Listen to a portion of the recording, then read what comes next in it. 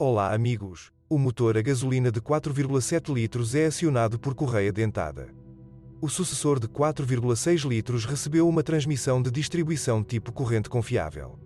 Unidades a gasolina não causam problemas. Alguns proprietários de gasolina 4,7 litros reclamam apenas do aparecimento de vibrações na faixa de 1700 a 1900 rotações por minuto. O turbo diesel de 4,5 litros também possui uma transmissão por corrente de distribuição confiável. Mas o motor em si não é tão perfeito.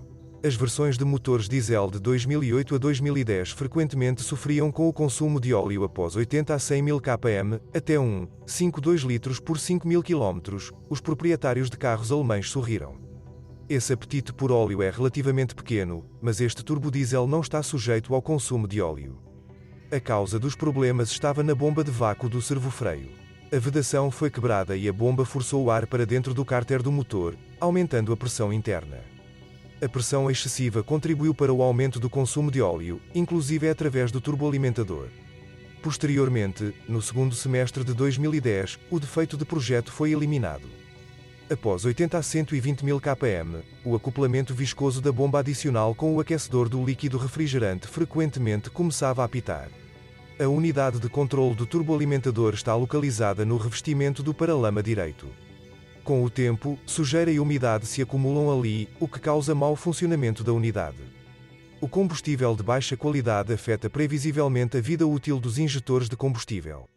Normalmente eles cuidam de pelo menos 200 a 250 mil km. Após 150 a 200 mil km, é necessário limpar o sistema EGR da fuligem acumulada. Infelizmente, vários motores diesel necessitaram de substituição ou revisão. Em alguns casos, um viaduto FTV morreu por descuido dos proprietários. Injetores defeituosos também contribuíram para o desgaste. Além disso, existe a opinião de que a vida útil do motor é reduzida pela quantidade de fuligem que entra pelo sistema EGR. Frequentemente, ocorriam problemas devido a danos no tubo perfurado do copo do filtro de óleo. Caiu ao substituir o filtro. Mecânicos inexperientes decidiram que poderiam passar sem ele, então simplesmente jogaram fora a parte extra. Como resultado, ao aparafusar a tampa, o filtro foi deformado, o que aumentou sua resistência interna e reduziu seu rendimento. A pressão do óleo caiu e o motor logo travou. Vale ressaltar que até os mecânicos dos serviços oficiais cometeram um erro fatal. Um problema comum tanto para motores a diesel quanto a gasolina é um vazamento na bomba do sistema de refrigeração após 80 a 120 mil km. Muitos proprietários de vários modelos Toyota encontraram esse problema. Após 200 a 250 mil km, o radiador do sistema de refrigeração pode vazar. Os choques ao trocar a transmissão automática durante a condução, bem como no momento da parada, são causados não por mau funcionamento da caixa, mas por mordidas nas travessas do eixo da hélice traseira. Os problemas surgiram após 20 a 30 mil km e são bem conhecidos dos proprietários do Prado 150. Na maioria dos casos, a doença desapareceu após injetar os eixos cardan. Se os choques não desaparecessem, os funcionários substituíram o eixo motor na garantia. Cruzetas do eixo cardan defeituosas também causam vibrações. A máquina automática em si não causa problemas. Na suspensão, na maioria das vezes é necessária a troca das buchas e amortecedores da barra estabilizadora traseira, após 60 a 80 mil km. Depois disso, com uma quilometragem de mais de 80 a 120 mil km, os rolamentos das rodas dianteiras frequentemente começavam a zumbir. Os demais componentes da suspensão são duráveis e não requerem substituição até 150 a 200 mil km. Bater no volante ao passar por pequenas irregularidades é outro fenómeno comum, bem conhecido dos proprietários do Prado 150. A enfermidade desenvolveu-se após 30 a 40 mil km, e sua origem foi a conexão estriada do eixo de direção. Em alguns casos, os funcionários recorreram à substituição da coluna de direção, mas logo o barulho de batidas voltou a aparecer. Em seguida, foi retirado instalando arruelas de pressão após a mola de travamento. Mas isso acabou não sendo uma panaceia. Posteriormente, os artesãos criaram um compensador de jogo. Após 200 a 250 mil km, a cremalheira da direção também começa a bater. O motivo é o desgaste da manga de suporte direita. Após 100 a 150 mil km, as pinças traseiras azedam e a integridade das capas dos pistões da pinça é danificada. No primeiro Land Cruiser 200, os faróis de nevoeiro dianteiros caíam frequentemente, a fixação era frágil. Posteriormente, os pontos de montagem dos faróis de neblina foram modificados. Ao lidar com o problema, os revendedores substituíram todo o para-choque. Nos Cruiser 200 operados em estradas e tratados ativamente com reagentes, bolsões de corrosão são frequentemente encontrados na estrutura. É claro que a estrutura não apodrecerá rapidamente, isso levará 20 anos ou até mais, mas o tratamento anticorrosivo não será supérfluo. Manchas vermelhas em espécimes mais antigos podem ser encontradas sob as maçanetas e perto das dobradiças das portas.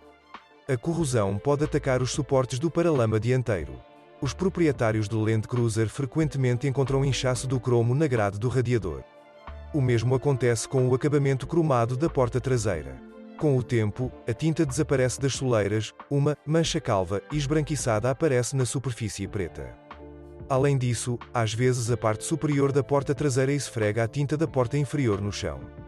Também são frequentes os problemas com a fechadura da porta traseira, após 30 a 60 mil km, razão pela qual o alarme de porta aberta acende constantemente, as luzes interiores acendem ou o sistema de alarme padrão funciona mal. Além disso, a fechadura para de funcionar devido a um botão com defeito, os contatos oxidam devido à umidade. O botão deve ser reparado ou substituído. No interior, com o tempo, os revestimentos das maçanetas das portas, bem como as inserções com efeito madeira no volante e no seletor da transmissão automática, vão se desgastando. Muitos proprietários reclamam do barulho dos bancos da segunda fila e dos encostos de cabeça dianteiros. Os rangidos também aparecem frequentemente na área do porta-luvas. Sob o estofamento da almofada do banco do motorista, e às vezes do passageiro, já nos primeiros 10 mil km apareceu uma dobra. Um forro de espuma de borracha com aquecimento embutido foi enrolado em um tubo. Após 100 a 120 mil km, o motor do aquecedor frequentemente começava a apitar. As buchas estavam desgastadas. Durante as geadas de inverno, alguns proprietários encontraram uma distribuição incorreta de ar quente. O ar frio soprava de um lado, enquanto o ar quente soprava do lado oposto. O problema está relacionado com o arejamento do circuito do aquecedor. Os serviços oficiais resolveram o problema com sucesso, substituindo o radiador do aquecedor. Depois de substituir o radiador, muitas vezes era possível superar outro problema comum no inverno, o ar frio dos defletores de ar do passageiro traseiro. Uma das explicações dos revendedores sobre as causas desse fenómeno é o forte resfriamento do líquido nos tubos colocados sob a parte inferior do corpo. Nenhuma falha elétrica sistemática foi registrada.